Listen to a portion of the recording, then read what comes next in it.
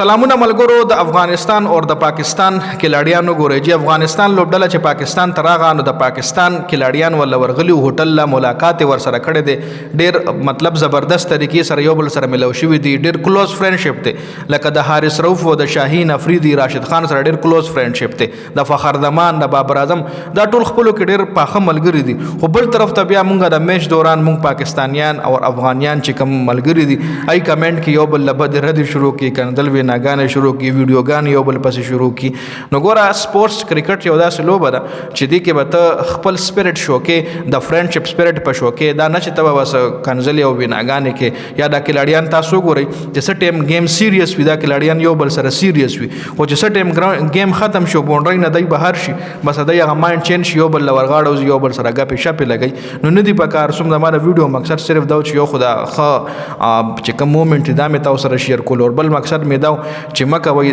پاک افغان سمرم کرکټ مینوال دي نو د کرکټ په سر یو بل کنځلې ویناګانې مکه وي ځکه هم دا هغه لوبغاړي دي د پاکستان سپورټر به خامخا د پاکستان لوبغاړي سپورټ کوي د افغانستان سپورټر به خامخا د افغان لوبغاړي سپورټ کوي نو سپورټ کوي خو یو دایره کې دننه یو بل مسپ کوي یو بل بدر د موای دا کلاډیان خپل کې ډیر کلوز فرندشپ لري خپل کې ډیر دوستانه ماحول وي نو دای په سر یو بل سره جنگ جګړې نه دی کول پکار یو بل خور مور نه دی یادول پکار په میډیا باندې